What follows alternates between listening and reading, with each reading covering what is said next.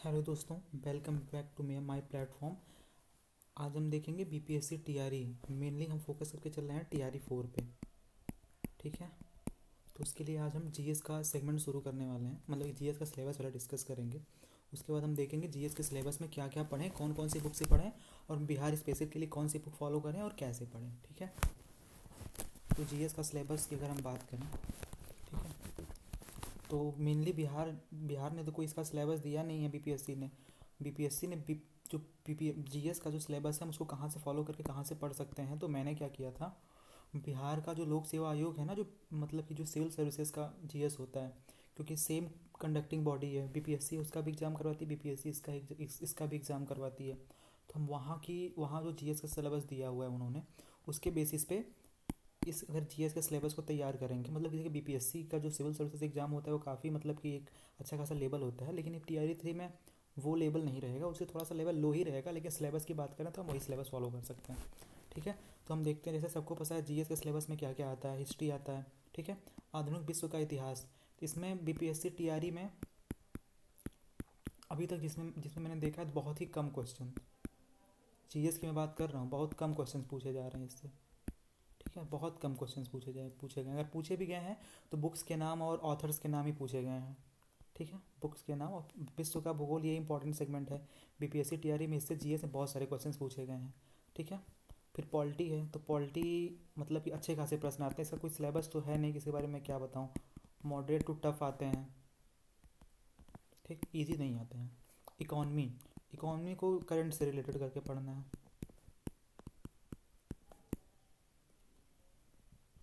Current से relate करके economy को पढ़ना है। ठीक है, इकॉनमी कोई अलग सब्जेक्ट नहीं है।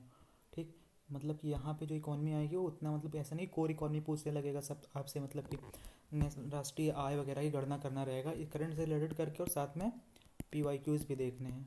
ठीक है, साइंस एक इंपॉर्टेंट सेगमेंट है। साइंस में आगे मैं बताऊँगा कि साइंस के लिए कैसे फॉलो करना है, क्या क्या पढ़ना है। स्टैटिक जीके सबसे इंपॉर्टेंट है। ये क्या होता है, जीएस का जो निचोड़ होता है ना, उसी को हम लोग क्या कहते हैं, स्टैटिक जीके कहते हैं। ठीक है, तो स्टैटिक जीके भी कैसे पढ़ना है। ठीक, फिर करंट अफेयर्स। ठीक है, तो करंट अफेयर जीएस का सबसे इंपॉर्टेंट पार्ट है, इसको तो पता है, इसका तो कोई सिलेबस है, इसके बारे में क्या बताऊँ। मैथ्स में क्या क्या पढ़ना है, मैथ्स से 8-10 क्वेश्चन लगभग आते हैं। ठीक है, 8 से 10 क्वेश्चन आते हैं बीपीएससी टीआरई को, जीएस है मैथ्स से। इन दोनों को मिला के लोगों को लगता है मैथ्स है, लेकिन कुछ क्वेश्चन में रीजनिंग में रहते हैं। ठीक है, तो सबसे पहले हम मैथ्स और जीएस का सिलेबस, रीजनिंग का सिलेबस देख लेते हैं। ठीक है, तो देखते हैं क्या क्या किया जा सकता है। मैथ्स एंड रीजनिंग, अभी तक मेरे एक्सपीरियंस में मैंने लगभग काफ़ी क्वेश्चंस एनालाइज किए हैं। उसके बेसिस पे मैं बता सकता हूँ कि मतलब कि मैथ्स में क्या क्या पूछा जा सकता है। ठीक है, तो देखते हैं दोस्तों, बताते हैं आपको। एक मिनट बस। ठीक है, ठीक, तो देखते हैं मैथ्स में पहला टॉपिक जो है ना, पहला टॉपिक क्या पूछा जा सकता है, भिन्न। ठीक, फ्रैक्शंस। दूसरा टॉपिक सरलीकरण होता है, सब लोग कर लेते हैं, अलजेब्रा का इंपॉर्टेंट टॉपिक है। ठीक, घातांक, वक्रड़ी। मतलब कि मैं इस टॉपिक यही लिए बता रहा हूँ, सब टॉपिक आपको अलग से पढ़ने नहीं है। मतलब कि ऐसे सब टॉपिक सब लोग मतलब क्लास 10 तक पढ़े रहते हैं। ठीक है, तो वही सब चीज़ें हैं इसमें। वर्गमूल, घात, मतलब कि क्यूब और स्क्वायर दोनों हो ही गया। ठीक, अगला क्वेश्चन नंबर सिस्टम।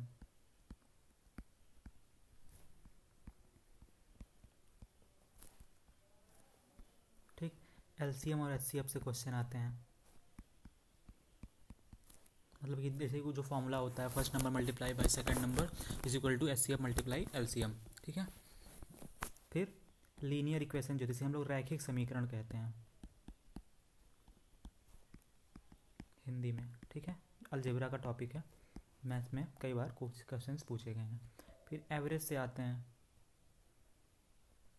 ठीक है, उसके बाद रेशियो से भी क्वेश्चंस आते हैं, इजी क्वेश्चंस रहते हैं। ठीक है, इसके बाद परसेंटेज से भी आते हैं, ऐसे सीधे साइन बना दूँ, क्या ही लिखूँ। ठीक, फिर प्रॉफिट एंड लॉस से भी आते हैं।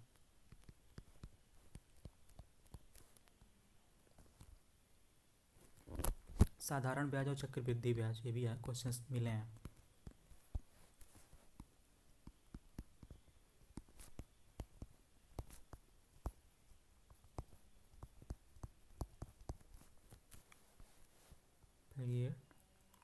समय और कार्य वाला, समय व काम। ठीक है, सबसे इम्पोर्टेंट ये है एरिया, क्षेत्रफल एवं परिमाप, क्योंकि इसमें किसी का भी दे सकता है। ठीक है, नॉर्मल कोण वगैरह का, यानी शंकु वगैरह का, बेलन वगैरह का, ये इंपॉर्टेंट है। ठीक,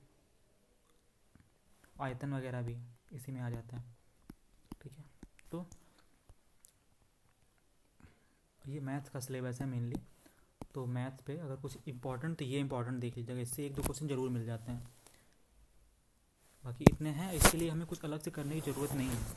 इसके लिए हम क्या कर सकते हैं, PYQ यानी कि जितने क्वेश्चंस आ चुके हैं ना अभी तक BPSC में, उन्हीं को सॉल्व कर लेना अच्छे से। उन्हीं को अगर लगा के जाएँ तो हम 8 के 8 क्वेश्चन सॉल्व कर लेंगे। अलग से कोई पढ़ने ऐसा नहीं कि हमें अलग से इसका बैच लेना पड़े, अलग से बुक लेना पड़े। सब PYQs रहते हैं, और कैसे रहते हैं, मतलब ईजी टू मॉडरेट रहते हैं, बहुत टफ नहीं रहते हैं। मैं यहाँ आपको दिखाऊंगा अभी 1-2 दिन में कि मैथ्स के कैसे क्वेश्चन आते हैं। ईजी टू मॉडरेट रहते हैं, बहुत टफ नहीं रहते, बहुत ईजी रहते हैं, मतलब कि मॉडरेट रहते हैं। वैसे मेरा मैथ था 12th तक, तो मुझे कोई दिक्कत नहीं होती सब क्वेश्चन लगाने में। ठीक है, उतने टफ नहीं आते हैं। ठीक है, ये क्षेत्रफल, परिमाप और आयतन, इससे क्वेश्चन ज़्यादा आते हैं। ठीक, और किससे क्वेश्चन ज़्यादा आते हैं, बाकी ये इससे भी 1-2 क्वेश्चन इससे तो आते ही हैं। ये सब तो ये लगभग हर आदमी, सामान्य आदमी कर लेगा। मैं कहूँगा इतना अगर टॉपिक आप कर लेते हैं, जितना भी इसमें टॉपिक लिखा है, मतलब बहुत ज़्यादा नहीं पढ़ना है। अगर आप PYQs भी इसके आप PYQs देखिएगा, अगर आज से 10 साल पहले BPSC मैथ में बहुत टफ क्वेश्चन पूछता था, लेकिन अब नहीं पूछता है। ठीक है, तो अगर आप इतने टॉपिक्स को मैथ में कवर कर लेते हैं, यानी इसके PYQs को लगा लेते हैं, तो मुझे नहीं लगता कि इससे बाहर कोई क्वेश्चन जाने वाला है। आप अगर 10 क्वेश्चन आएगा मैथ का, तो मैं गारंटी दे रहा हूँ अगर इतने टॉपिक्स को आप अच्छे से लगा के जाएंगे, 8 क्वेश्चन आप एकदम सही करेंगे। ठीक है, अगला टॉपिक हम देख लेते हैं क्या, इतिहास।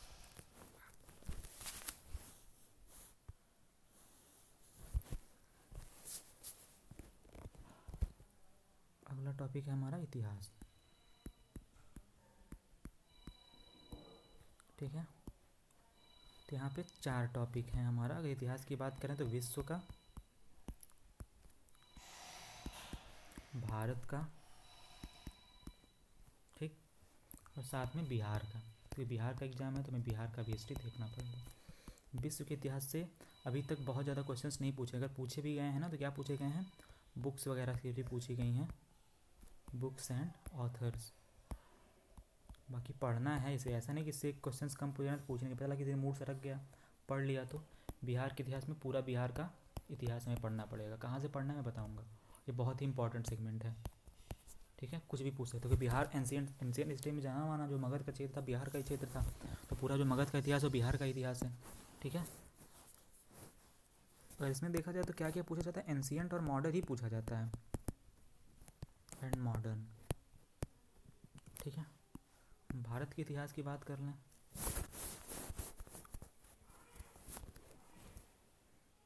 ठीक, तो भारत के इतिहास में एंशिएंट, मॉडर्न, मेडुअल, मॉडर्न।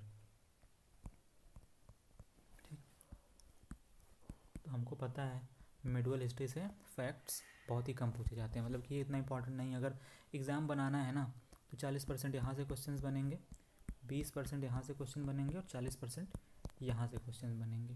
ठीक, तो सबसे ज़्यादा अगर एग्ज़ाम में अगर कोई वर्क करे तो मॉडर्न हिस्ट्री, तो मॉडर्न हिस्ट्री हमें अच्छे से कवर करके जाना है। आजकल BPSC पेपर को टफ करने के लिए पता है क्या कर रहा है, BPSC पेपर को टफ करने के लिए ना मॉडर्न हिस्ट्री में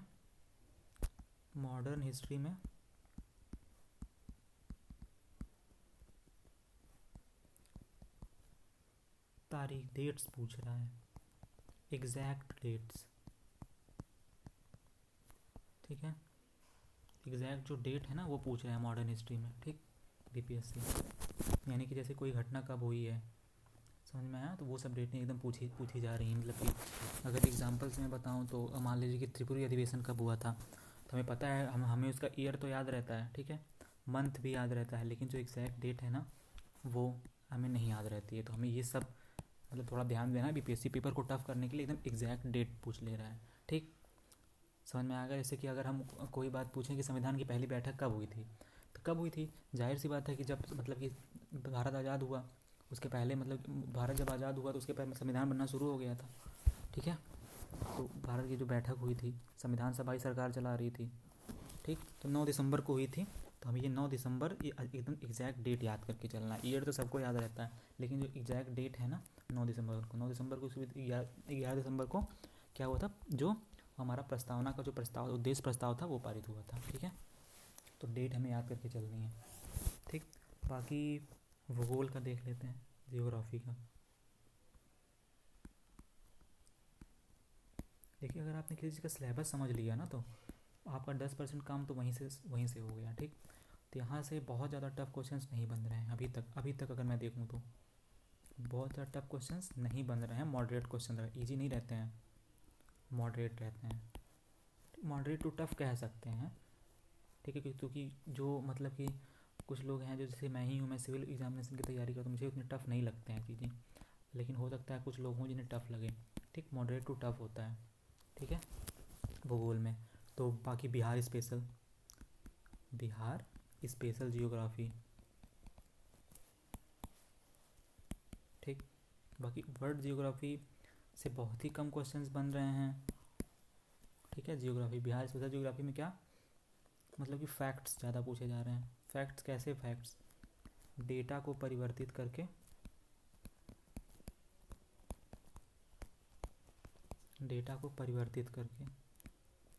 ठीक है, जैसे कि बिहार में सबसे ज़्यादा अगर बात की जाए सोना कहाँ पाया जाता है, बात कर दिया जाए तो जमुई में पाया जाता है। जमुई में सबसे बड़ी खान है सोने की। तो इसको थोड़ा चेंज करके ये लोग कुछ भी बना सकते हैं, यानी कि जमुई की जगह मुंगेर लिख देंगे। ठीक, अभी कुछ देर पहले चंपारण में भी थोड़ा सा सोने का वो मिला था, तो वहाँ भी लिख सकते हैं, गया लिख सकते हैं। ठीक है, छोटा जिला जमुई, तो हमें उतना ध्यान नहीं रहता। गया वगैरह बड़ा जिला है। ठीक, तो हम लोग वही ध्यान रखते हैं। बिहार में सबसे ज़्यादा पायराइट कहाँ पाया जाता है, ठीक, केवलर कहाँ पाया जाता है, सब चीज़ें हमें याद रखनी। यानी कि जो प्रीवियस ईयर क्वेश्चन है ना, अगर एक बात कहें कि जो पीछे PYQs हैं, यानी PYQs का मतलब प्रीवियस ईयर क्वेश्चन, उन्हीं के डेटा को परिवर्तित करके पूछा जा रहा है, परिवर्तित करके नए क्वेश्चंस बनाए जा रहे हैं, नए सवाल तैयार किए जा रहे हैं। जैसे बिहार ने सबसे पहले पूछ लिया कि बिहार से पायराइट कहाँ पे आता है, मुंगेर में होता है। ठीक, तो मुंगेर में होता है, मुंगेर गया लिख देगा, बस ऐसे ही क्वेश्चंस बनाया जा रहा है। हो सकता है मुंगेर ऑप्शन में ना दे। ठीक, क्योंकि पाँच ऑप्शन रहते हैं, 1 2 3 4 5। ठीक, 3 में ये देता है कि कहाँ कहाँ पे है, एक से अधिक इनमें से कोई नहीं। ठीक, तो एक से अधिक इनमें से कोई नहीं, हम कन्फ्यूज हो जाते हैं। जैसे कि दे दिया गया, मुंगेर, जमुई। अगर बात किया जाए सोने की या पायराइट की बात किया जाए, सोने की बात कर लेते हैं। ठीक, सबसे ज़्यादा सोना कहाँ पर गया, मुंगेर, जमुई दे दिया। तो हो सकता है कि मतलब बिहार में मान ली सबसे ज़्यादा नहीं, सिर्फ सीधे बिहार में सोना कहाँ पाया जाता है। ठीक, तो अब थोड़ा बहुत तो गया में भी पाया जाएगा, हम अगर पढ़े रहेंगे मुंगेर में पाया जाएगा, जमुई पाया जाएगा, लेकिन एग्जैक्ट जो आंसर है वो कहाँ क्या होगा, जमुई होगा। हम सबसे ज़्यादा कन्फ्यूज इसी में होते हैं, कहीं इनमें से एक से अधिक तो नहीं है। ठीक, ठीक, देखना जियोग्राफी हो गया। बाकी मैपिंग से भी क्वेश्चन पूछे जा रहे हैं। अरेंज करने को पूछ लेता है, कौन सी नदी गंगा से मिलने वाली नदियाँ, मतलब पूर्व से पश्चिम की ओर, नदियों का क्रम पूछ लेते हैं। नदियों को अरेंज करने के क्रम में, नदियों का क्रम जो है। ठीक, और जो बिहार के मैदान, उनका क्रम, बिहार की मिट्टी,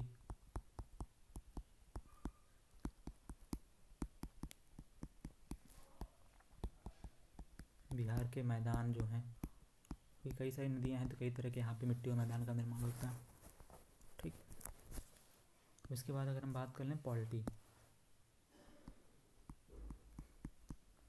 एक ऐसा सब्जेक्ट है जो हम सबको थोड़ा मतलब कि नॉलेज में रहता है।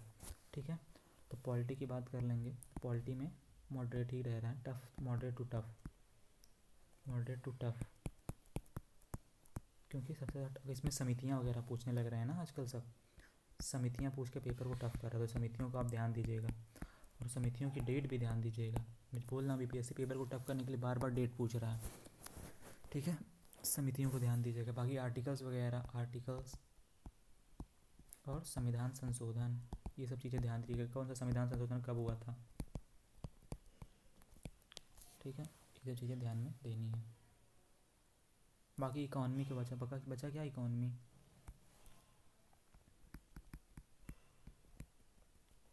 इसमें मेनली क्या पूछ रहा है पता है, budget plus PYQs plus basic economy, बहुत ज़्यादा एडवांस नहीं। ठीक है, अगर इतना हम कर लें, बिहार बजट मतलब इंडिया एंड बिहार दोनों, ठीक है, अगर इतना हम कर लें तो हमारे इकॉनमी के तो क्वेश्चंस आने हैं, ठीक। अब उसके बाद आ जाता है क्या, साइंस। साइंस, ठीक है, साइंस आ गया। साइंस में फिजिक्स, केमिस्ट्री, बायो, सबसे जो बीपीएससी से ज़्यादा प्यार है ना बायो से है, ठीक। तो ये बहुत ही इंपॉर्टेंट है, ठीक। ये सब को अगर हम कवर करना चाहें ना तो हम क्या कर सकते हैं पता है, 6 to लेके 12 तक तो मैं नहीं कहूँगा, हाँ अगर इतना करना है तो 6 से लेके 10 तक, और इसके लिए 6 से लेकर 12 तक अगर हम एनसीईआरटी कर लें तो काम बन जाएगा। एनसीईआरटी कर मतलब एनसीईआरटी पढ़ना नहीं है, एनसीईआरटी के कई सारे लोग एमसीक्यूज़ भी कराते हैं, हम उसे भी कर लेना तब भी हमारा काम चल जाएगा। और फिजिक्स से क्या पूछा जा रहा है, मात्रक,